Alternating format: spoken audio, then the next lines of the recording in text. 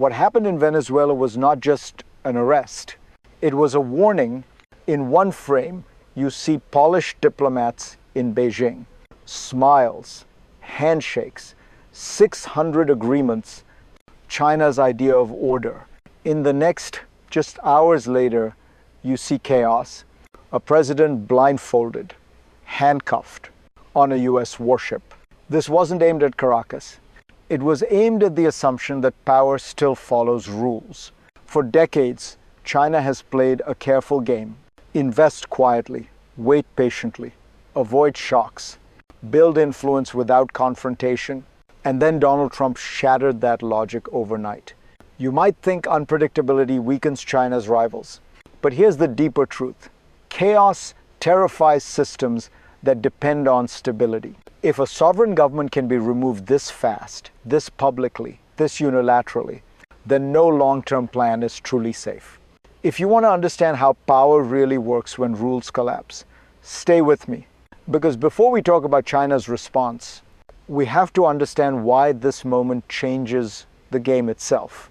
When we look at this moment calmly, the real issue comes into focus. This is not a story about Venezuela alone. It is about how power is being exercised in the world today. For years, global politics rested on a fragile understanding. States might compete, pressure, even sanction one another, but outright force against a sitting government carried costs, rules, and consequences. China built its strategy around that assumption. Not moral approval, not friendship, but predictability, oil for cash, infrastructure for access, a slow transactional relationship that avoided ideology and avoided shock. Trump's raid cuts straight through that logic. It replaces negotiation with spectacle, patience with speed, ambiguity with a blunt message. And that message is not subtle. The United States is willing to act first and justify later. For Beijing, this raises a dangerous question. Not whether it approves, but whether the system it relied on still exists. Because if power is now exercised through disruption, not restraint, then every long-term calculation China has made must be re-examined. And to understand why this is so unsettling for Beijing, we need to look at how this relationship was built in the first place. For Beijing, Venezuela was never about ideology. It was about structure. At the turn of the century, China's economy was exploding. Factories multiplied, cities expanded, energy demand surged, oil became strategy. Venezuela had what China needed, and Venezuela needed what China could provide: cash, infrastructure, and time. So Beijing did what it does best. It built quietly, loans instead of lectures, railways, power plants, long-term supply contracts, no talk of regime change, no public pressure, no headlines. Between 2000 and 2023, more than $100 billion flowed from China into Venezuela. In return, oil flowed east steady, predictable, apolitical. This was the long game, a model China repeated across the global south. And it worked precisely because it relied on one assumption. That sovereignty, once recognized, would not be shattered overnight. Trump's raid didn't just remove a partner. It broke the timeline. Suddenly, decades of gradual investment collided with a single night of force. And that collision exposed something far more fragile than an alliance. Because when history speeds up this fast, the first thing that cracks is confidence. And once confidence breaks, the consequences rarely stay local. That confidence shattered when the first crisis arrived, not slowly, not through sanctions or negotiations, but in hours. A nighttime raid, a president seized, a photograph that raced around the world faster than any official statement. For China, this was the moment theory met reality. Beijing had calculated risk before. Trade wars, diplomatic pressure, even financial defaults. Those were manageable. This was different because the crisis was not economic. It was psychological, If a leader so deeply embedded in Chinese investment could be removed overnight, what did long-term really mean anymore?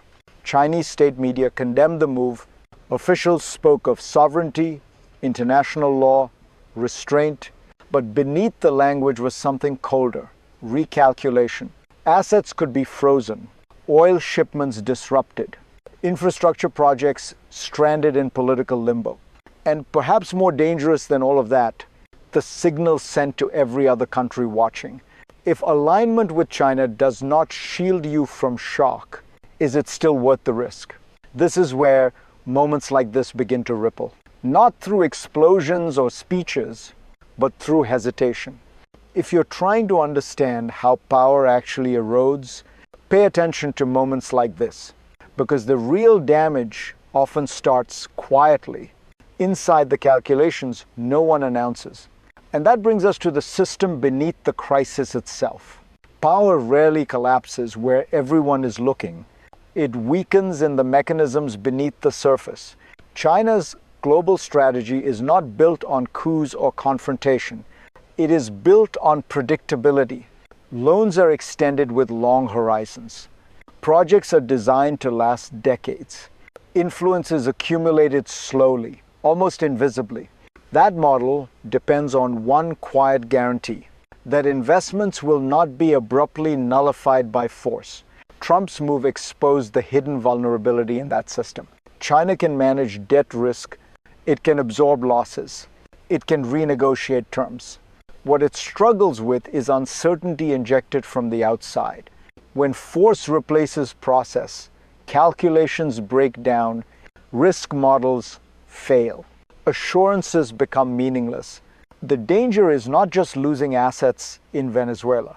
It is the precedent set for every future deal. If Washington is willing to act unilaterally in one country, then every Chinese-backed project suddenly carries a geopolitical shadow.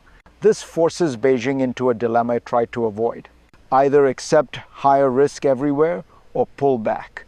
Neither option is comfortable. Both undermine the very system China spent decades constructing, and once that mechanism starts to seize up, the next crisis doesn't come from headlines. It comes from hesitation, delays, and decisions not taken. And that hesitation is exactly what fuels the second escalation. That second escalation arrives not with troops, but with fear, because once uncertainty spreads, reactions accelerate. Beijing now has to assume worst-case scenarios. Assets could be nationalized, loans could be frozen, oil flows could be redirected under pressure. Not because any of this has happened yet, but because it suddenly can. Chinese companies like CNPC and Sinopec are among the largest players on the ground. Their exposure is real, their timelines are long, and now their protection looks thin. This is the moment where crisis stops being abstract. Executives pause projects, banks delay financing, risk committees rewrite assumptions overnight. And all of this happens quietly. No press conferences, no dramatic announcements, just a slowing of motion. At the same time, Beijing has to watch Washington closely. Not just in Caracas, but across the hemisphere. The message is becoming clearer. Latin America is no longer neutral ground. It is contested space, and once great powers begin signaling red lines, every investment starts to look political. This is escalation without explosions, pressure without sanctions, a tightening environment that forces choices before anyone is ready. And when those choices finally reach ordinary people, the crisis takes on a very different shape. And this is where the story stops being abstract. Because when great powers recalibrate, it is not presidents who absorb the shock first. It is people like you. If you live in a country that depends on foreign investment, this moment should feel uncomfortably familiar. Projects pause, jobs become uncertain, prices rise quietly, then suddenly, not because your country failed, but because it became risky to stand too close to a rivalry it did not choose. For Venezuelans, chaos does not arrive as a headline. It arrives as shortages, delays, and fear about tomorrow. For workers, it means a contract that may not be renewed. For families, it means inflation that eats savings. For entire communities, it means waiting without answers. And here is the hardest truth. Ordinary people pay the price for strategic messages sent far above them. If you believe geopolitics is distant, this is the moment it isn't. Because when order breaks at the top, instability always trickles down. If this analysis resonates, take a moment to reflect on how power decisions ripple into daily life. And once we understand that human cost, we can finally see why this crisis doesn't stop at Venezuela's borders.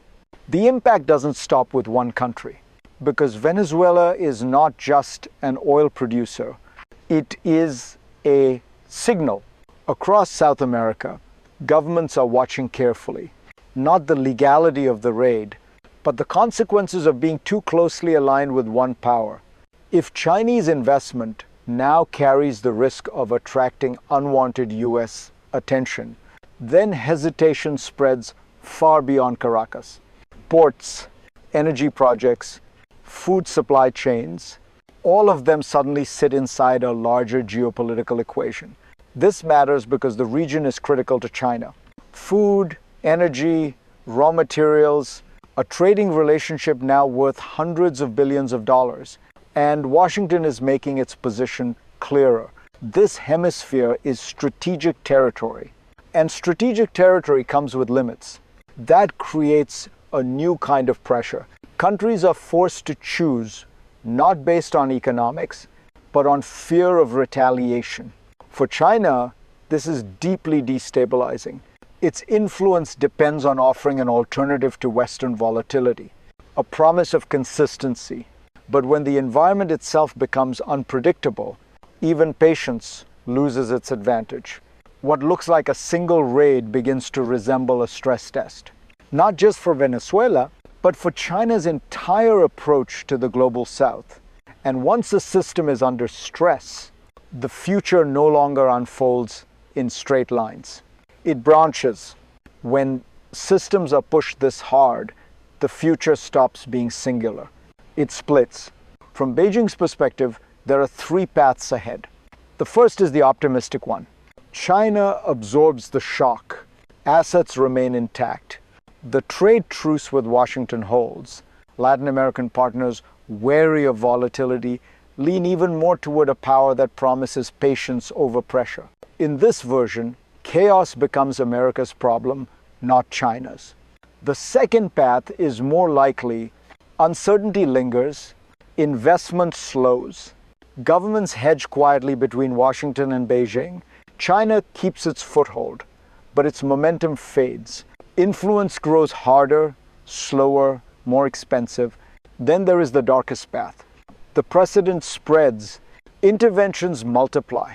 Partners pull back, fearing they might be next.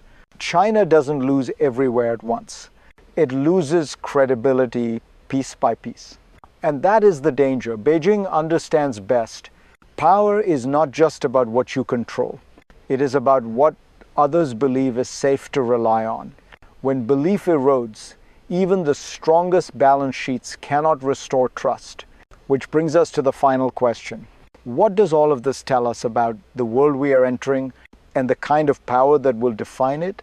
What this moment reveals is something larger than Venezuela, larger than China, larger even than Donald Trump. It tells us that power today is no longer just about strength. It is about predictability.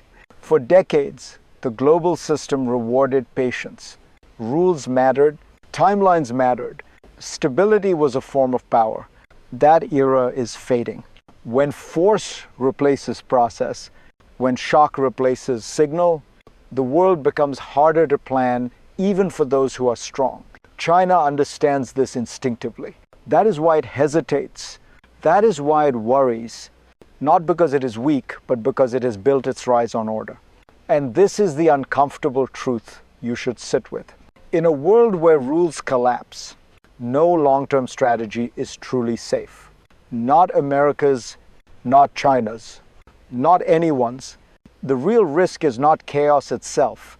It is what chaos teaches others to do next. If you want to understand where global power is heading, don't just watch who wins the next confrontation. Watch who can still promise stability and be believed. If this analysis helped you see the world more clearly, stay with me, because the next chapter of this story won't begin in Caracas or Beijing. It will begin with the next rule someone decides no longer applies,